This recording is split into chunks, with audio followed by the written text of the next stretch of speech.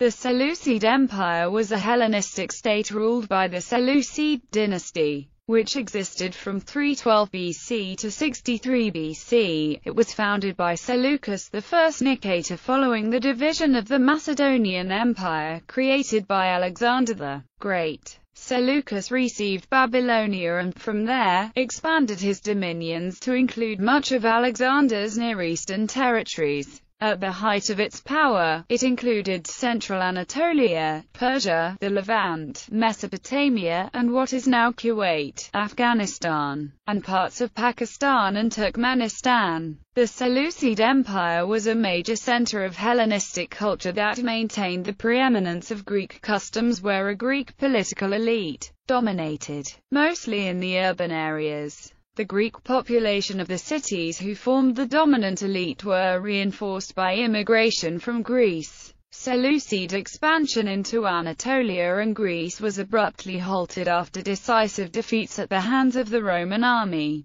Their attempts to defeat their old enemy Ptolemaic Egypt were frustrated by Roman demands. Having come into conflict with Chandragupta Maurya of the Maurya Empire, after several defeats, Seleucus entered into an agreement with Chandragupta Maurya where he ceded vast territory west of the Indus, including the Hindu Kush, modern-day Afghanistan, and the Balochistan province of Pakistan, and offered his daughter for marriage to the emperor to formalize the alliance. Much of the eastern part of the empire was conquered by the Parthians under Mithridates I of Parthia in the mid-2nd century BC. Yet the Seleucid kings continued to rule a rump state from Syria until the invasion by Armenian king Tigranes the Great and their ultimate overthrow by the Roman general Pompey. Starting from the 2nd century BC, ancient writers referred to the Seleucid ruler as the king of Syria, lord of Asia, and other designations. But the Seleucids never associated themselves with any geographical designation. History. Partition of Alexander's empire. Alexander conquered the Persian Empire under its last Achaemenid dynasty, Darius III, within a short time frame. He died young in 323 BC, leaving an expansive empire of partly Hellenized culture without an adult heir. The empire was put under the authority of a regent in the person of Perdiccas, and the territories were divided between Alexander's generals, who thereby became satraps, at the partition of Babylon, all in that same year. Rise of Seleucus. Alexander's generals jostled for supremacy over parts of his empire. Ptolemy, a former general and the satrap of Egypt, was the first to challenge the new system. This led to the demise of Perdiccas. Ptolemy's revolt led to a new subdivision of the empire with the partition of Triparadisus in 320 BC. Seleucus, who had been commander-in-chief of the companion cavalry, and appointed first or court chiliac, which made him the senior officer in the royal army after the regent and commander-in-chief Perdiccas since 323 BC, but helped to assassinate him later, received Babylonia and, from that point, continued to expand his dominions ruthlessly.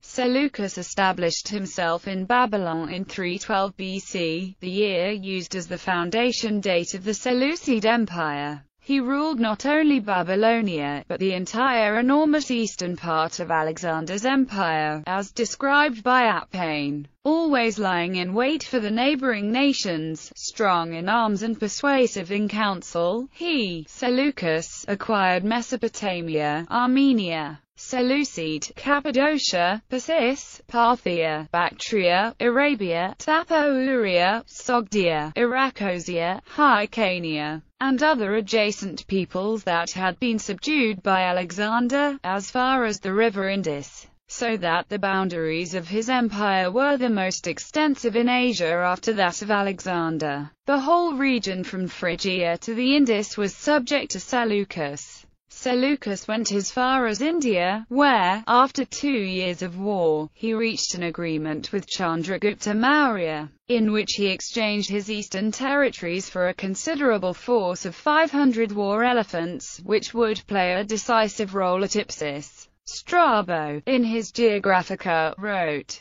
The Indians occupy, in part, some of the countries situated along the Indus, which formerly belonged to the Persians. Alexander deprived the Ariani of them, and established their settlements of his own. But Seleucus Nicator gave them to Sandrocotus in consequence of a marriage contract, and received in return 500 elephants. Westward expansion. Following his and Lysimachus' victory over Antigonus Monothalmus at the decisive Battle of Ipsus in 301 BC, Seleucus took control over eastern Anatolia and northern Syria. In the latter area, he founded a new capital at Antioch on the Orontes, a city he named after his father. An alternative capital was established at Seleucia on the Tigris, north of Babylon. Seleucus's empire reached its greatest extent following his defeat of his erstwhile ally, Lysimachus, at Corupedon in 281 BC, after which Seleucus expanded his control to encompass western Anatolia. He hoped further to take control of Lysimachus's lands in Europe, primarily Thrace and even Macedonia itself, but was assassinated by Ptolemy Ceraunus on landing in Europe. His son and successor, Antiochus I Soter, was left with an enormous realm consisting of nearly all of the Asian portions of the empire. But faced with Antigonus II Gonatas in Macedonia and Ptolemy II Philadelphus in Egypt, he proved unable to pick up where his father had left off in conquering the European portions of Alexander's empire. An overextended domain. Nevertheless, even before Seleucus' death, it was difficult to assert control over the vast eastern domains of the Seleucids. Seleucus invaded the Punjab region of India in 305 BC, confronting Chandragupta Maurya, founder of the Maurya Empire. It is said that Chandragupta fielded an army of 600,000 men and 9,000 war elephants. Mainstream scholarship asserts that Chandragupta received vast territory, sealed in a treaty, west of the Indus, including the Hindu Kush, modern-day Afghanistan, and the Balochistan province of Pakistan. Archaeologically, concrete indications of Mauryan rule, such as the inscriptions of the Edicts of Ashoka, are known as far as Kandahar in southern Afghanistan. According to Apane, Seleucus, crossed the Indus and waged war with Sandrocotus Maurya, king of the Indians, who dwelt on the banks of that stream, until they came to an understanding with each other and contracted a marriage relationship. It is generally thought that Chandragupta married Seleucus's daughter, or a Macedonian princess, a gift from Seleucus to formalize an alliance. In a return gesture, Chandragupta sent 500 war elephants, a military asset which would play a decisive role at the Battle of Ipsus in 301 BC. In addition to this treaty, Seleucus dispatched an ambassador, Megasthenes, to Chandragupta, and later Demokos to his son Bindusara. At the Mauryan court at Pataliputra, Megasthenes wrote detailed descriptions of India and Chandragupta's reign, which have been partly preserved to us through Diodorus Siculus.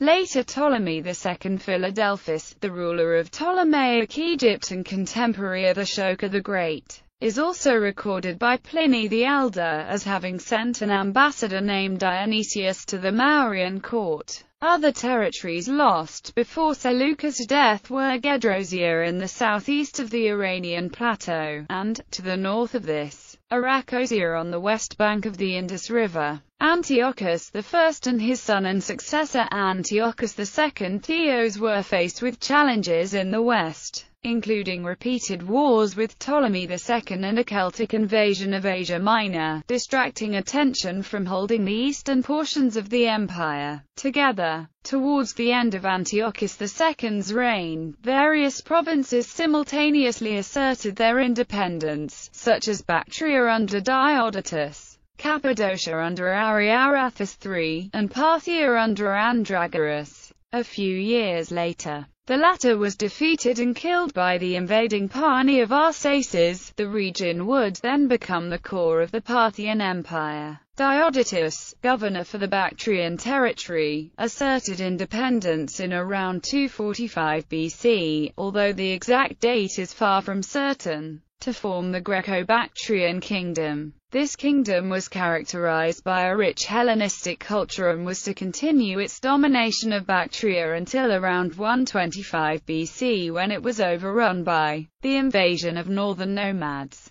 One of the Greco-Bactrian kings, Demetrius I of Bactria, invaded India around 180 BC to form the Greco-Indian kingdom, lasting until around AD 20. The Seleucid satrap of Parthia, named Andragoras, first claimed independence, in a parallel to the secession of his Bactrian neighbor. Soon after, however, a Parthian tribal chief called Arsaces invaded the Parthian territory around 238 BC to form the Arsacid dynasty, from which the Parthian Empire originated. Antiochus II's son Seleucus II Callinicus came to the throne around 246 BC. Seleucus II was soon dramatically defeated in the Third Syrian War against Ptolemy III of Egypt, and then had to fight a civil war against his own brother Antiochus Hierax. Taking advantage of this distraction, Bactria and Parthia seceded from the empire. In Asia Minor, too, the Seleucid dynasty seemed to be losing control. The Gauls had fully established themselves in Galatia. Semi-independent, semi-Hellenized kingdoms had sprung up in Bithynia, Pontus, and Cappadocia, and the city of Pergamum in the west was asserting its independence under the Attalid dynasty. A revival would begin when Seleucus II's younger son, Antiochus III the Great, took the throne in 223 BC. Although initially unsuccessful in the Fourth Syrian War against Egypt, which led to a defeat of the Battle of Raphia, Antiochus would prove himself to be the greatest of the Seleucid rulers after Seleucus I himself. He spent the next 10 years on his anabasis through the eastern parts of his domain and restoring rebellious vassals like Parthia and Greco-Bactria to at least nominal obedience. He won the Battle of the Arius and besieged the Bactrian capital, and even emulated Alexander with an expedition into India where he met with King Sophagosinus receiving war elephants. He crossed the Caucasus and descended into India, renewed his friendship with Sophagosinus, the king of the Indians, received more elephants, until he had 150 altogether, and having once more provisioned his troops, set out again personally with his army, leaving Androsthenes of Cyzicus the duty of taking home the treasure which this king had agreed to hand over to him. Polybius 11.39 When he returned to the west in 2005 BC, Antiochus found that with the death of Ptolemy IV,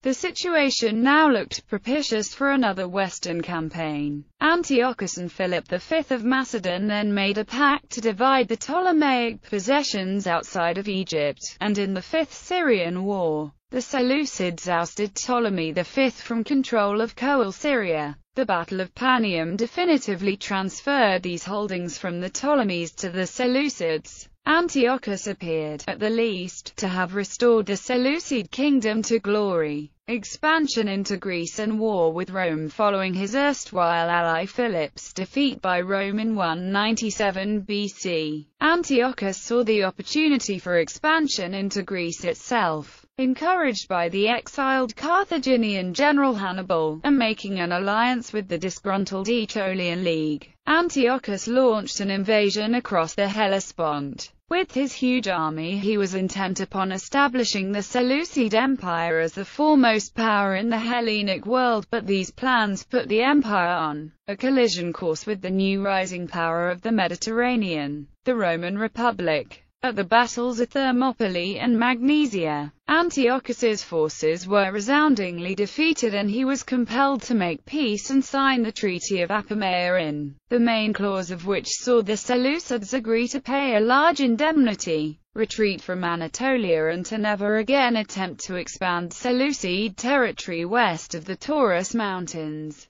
The Kingdom of Pergamum and the Republic of Rhodes, Rome's allies in the war, were given the former Seleucid lands in Anatolia. Antiochus died in 187 BC on another expedition to the east, where he sought to extract money to pay the indemnity. Roman power, Parthia and Judea. The reign of his son and successor Seleucus IV Philopator was largely spent in attempts to pay the large indemnity, and Seleucus was ultimately assassinated by his minister Heliodorus. Seleucus' younger brother, Antiochus IV Epiphanes, now seized the throne. He attempted to restore Seleucid power and prestige with a successful war against the old enemy, Ptolemaic Egypt, which met with initial success as the Seleucids defeated and drove the Egyptian army back to Alexandria itself. As the king planned on how to conclude the war, he was informed that Roman commissioners, led by the proconsul Gaius Popilius Lanes, were near and requesting a meeting with the Seleucid king. Antiochus agreed, but when they met and Antiochus held out his hand in friendship,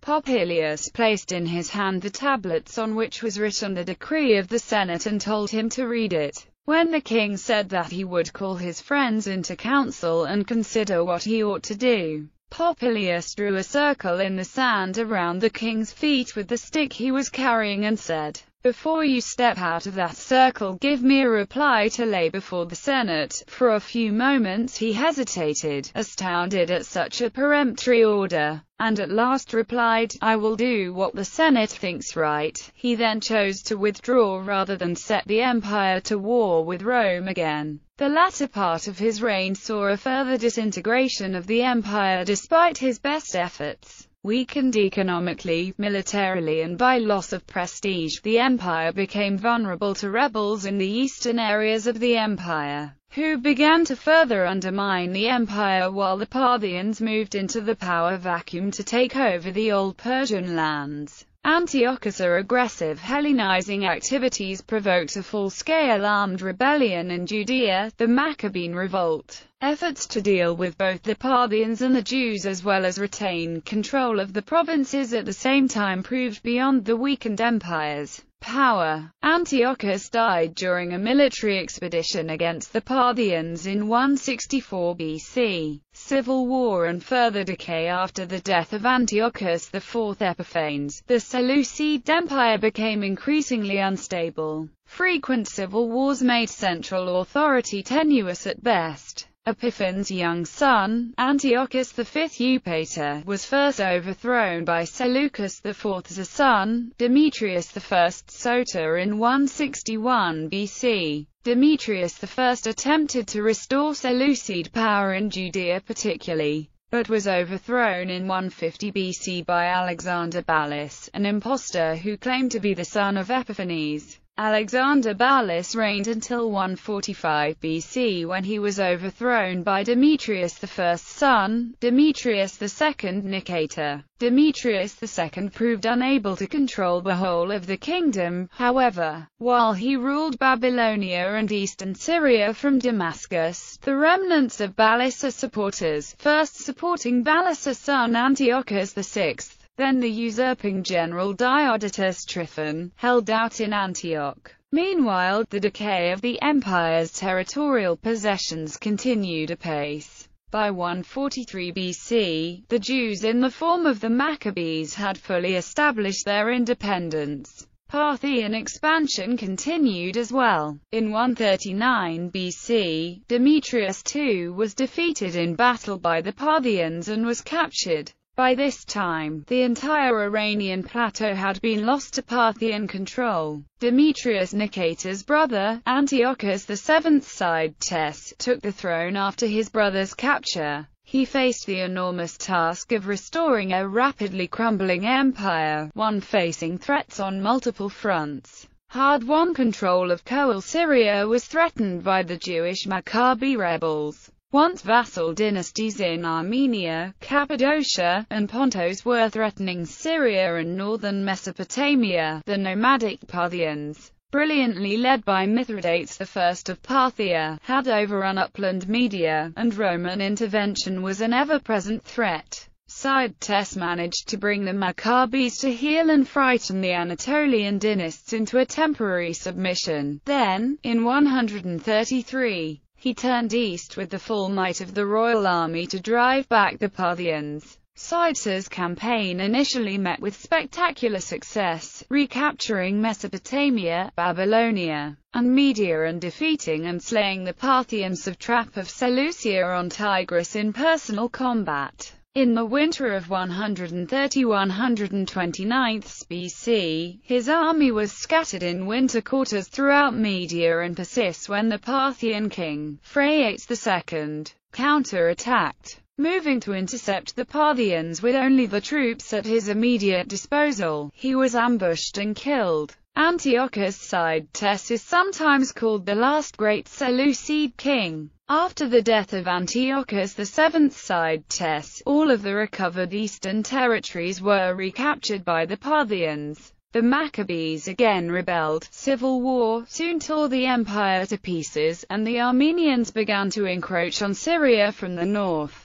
Collapse by 100 BC, the once formidable Seleucid Empire encompassed little more than Antioch and some Syrian cities. Despite the clear collapse of their power, and the decline of their kingdom around them, nobles continued to play kingmakers on a regular basis. With occasional intervention from Ptolemaic Egypt and other outside powers, the Seleucids existed solely because no other nation wished to absorb them, seeing as they constituted a useful buffer between their other neighbors. In the wars in Anatolia between Mithridates VI of Pontus and Sulla of Rome, the Seleucids were largely left alone by both major combatants. Mithridates' ambitious son-in-law, Tigranes the Great, king of Armenia, however, saw opportunity for expansion in the constant civil strife to the south. In 83 BC, at the invitation of one of the factions in the interminable civil wars, he invaded Syria and soon established himself as ruler of Syria, putting the Seleucid Empire virtually at an end.